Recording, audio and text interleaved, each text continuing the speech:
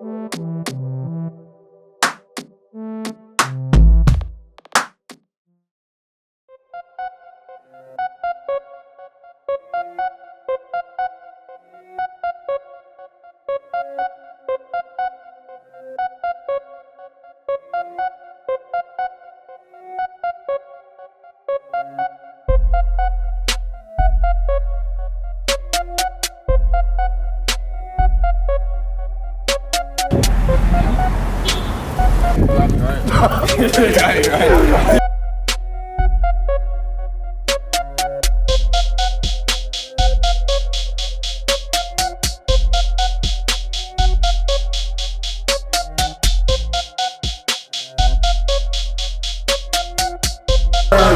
Said brave?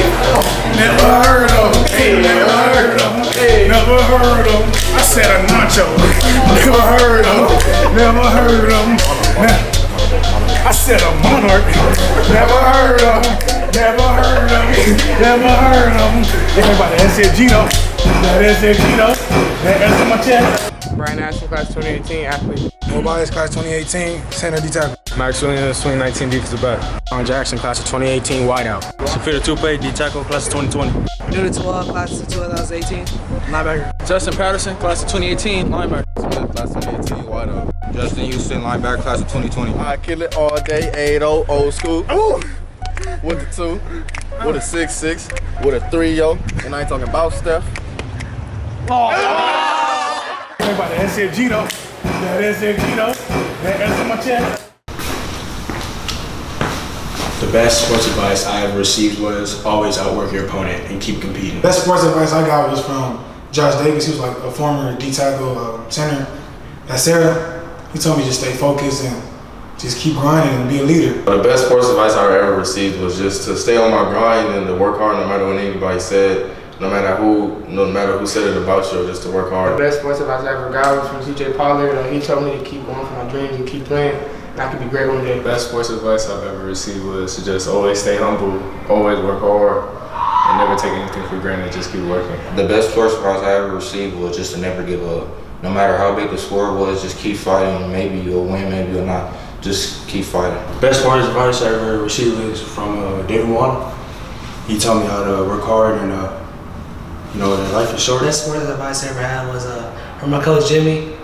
He always told me to be faster than the person next to you. Best sports advice I'll say is probably from Jelani Easton or Tyson Parker. They told me always keep my head up, stay in the weight room, and just ball. My favorite team memory here at Serra would probably be when it was my birthday, and all the guys just circled around me and just tackled me for no reason. I didn't know why, but everybody knew it was my birthday, and I guess that's now a Serra tradition. The favorite team memory I had was when we played Narbonne. I think that was like 2 years ago. It was like, I think it was like 40 to 40. It was like tied up, 40 to like 41. And Narbonne had it like on like the 1 yard line. They tried to punch it in. We stopped that. Took it. My favorite team memory was a Narbonne game my sophomore year. When Tate scored all the touchdowns for us, it was a fun experience being on that team with him, and it was lit after the game. My favorite team memory is when we played Chaminade on the field and I got a pick to clinch the game. My favorite team memory was my freshman year. It was my second big game actually, and I had 2 picks against Narbonne, and then we went to overtime with them, and then we won 41-40 by them fumbling the ball. And we just lost on the field my freshman year. So it was a very, very big win my freshman year. It felt great. My favorite team memory was Bishop Mont last year, going to their place. Nate fans was crazy. Jelani was dabbing on them. That's just my favorite memory. My favorite team memory is before the games when we turn up and we get ready for a good game. My favorite team memory was when we beat Narbonne. We beat them on the goal line. It was crazy, overtime. And we stopped them at the 1 yard line. They fumbled. And we won. Favorite team memory would probably be Chaminade. He was coming off a loss from St. Joseph. We needed to win. And Coach Jackson and Dabs told me I need to step in some big shoes and fill in for Nunu. And I just went in there, play ball. My most inspirational high school player would be Adoree Jackson. I really watched him growing up, and I love the way he just dominated the game. The most inspirational player that made me come to Serra was Adoree Jackson. I used to see his film all the time. He was always on TV. High school games and stuff. Always balling out for Most Serra. inspirational high school player growing up when I was about to come to high school was Robert Woods at the time. My most inspirational high school player was probably Brandon Burton, the safety before me. He just taught me how to play the game. I used to watch him, watch his film, and see what he would do before game and after game. One of the most inspirational high school players growing up was probably Marquise Lee. Watching him, how he impacted the game on all sides of the ball, special teams, offense, defense, and how great of a player he was and how he's doing now. My most inspirational football player growing up was my brother John Houston. He just showed me how to keep going, keep grinding hard, and work for everything. Most inspirational football player that ever came through is Serra to me. It was probably Samuel, I could tell. Most inspirational high school player was my cousin, Elijah Walt Tucker. You may know him as Buddha. I've been growing up watching him. He's graduated. He's at SC right now. Most inspirational high school player probably be Blake Walls. He made sure I was always being aggressive and playing as hard as I can each rep. Growing up, my favorite college team would always be Alabama, you know, because they've always ran through teams, and you know, that's just kind of what I liked. My favorite college team is USC, just simply because I love LA. My favorite college team growing up was USC.